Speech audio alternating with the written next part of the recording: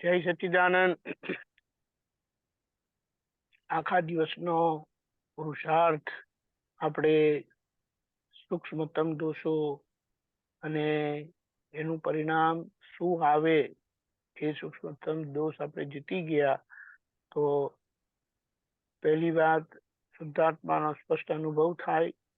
બીજું, બહાર વ્યવહારના ભાગમાં પોટલા જેવા થઈ જાય. ત્રીજું, પોતાનું ચલણ રાખે નહીં.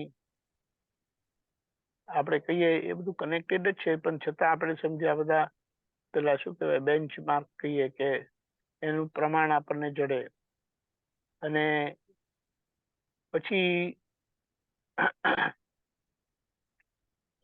પોતાપણું બિલકુલ રહે નહીં, બધા ચલાવે એમ ચાલે. એટલે એનું પરિણામ આ રીતે આવે. અને હમણાં તો આપણે પુરુષાર્થની ભૂમિકામાં આજે મને મને કરીને થાય છે ને, એના માટે ખૂબ જાગૃતિ રાખીને આપણે એ રીતે રહીશું. એનું પરિણામ આ રીતે આવે છે કે પછી જે દાદાએ કીધું છે લઘુત્તમ થવું એ આપણો છેલ્લો લક્ષ્ય છે. કઈ રીતે? તો કીધું ગુરુ ભાવે ભટક્યા, હવે લઘુ ભાવે રહીને લઘુત્તમ થઈને મુક્ત થઈશું. એટલે આખા મોક્ષ માર્ગનો પુરુષાર્થ જો જોવો હોય તો એ લઘુપણાનો છે. અને અજ્ઞાન અને એના સાથે અહંકાર જે છે એ ગુરુ ભાવે કંઈક કંઈક ફરી આવે છે. એ ગુરુ ભાવનો અહંકાર એમને વ્યવહારમાં ચક્રવર્તી બનાવે છે. સ્વર્ગમાં જાય તો અહમ ઇન્દ્ર બનાવે છે. નરકમાં જાય તો સાતમી નરકમાં લઈ જાય.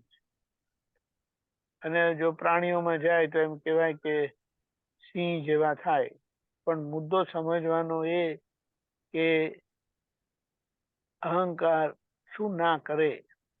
એટલે આપણે આખા દિવસના પુરુષાર્થમાં જે આપણે હમણાં લીધું છે ને કે મને મને મને, એટલે એ મારાપણાની પકડવું છે. મારું કરીને કરાવડાવે પણ એ મારું નથી.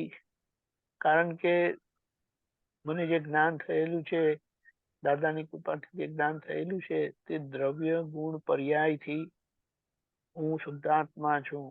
એટલે શુદ્ધાત્મા દ્રવ્યથી, શુદ્ધાત્મા ગુણોથી, શુદ્ધાત્મા અવસ્થાઓથી હું છું. એટલે એના પર આપણે ખૂબ ફોકસ રાખીશું. દાદા આપણને બધાને ખૂબ શક્તિ, સમજણ, પુરુષાર્થ આપે. જય સચ્ચિદાનંદ.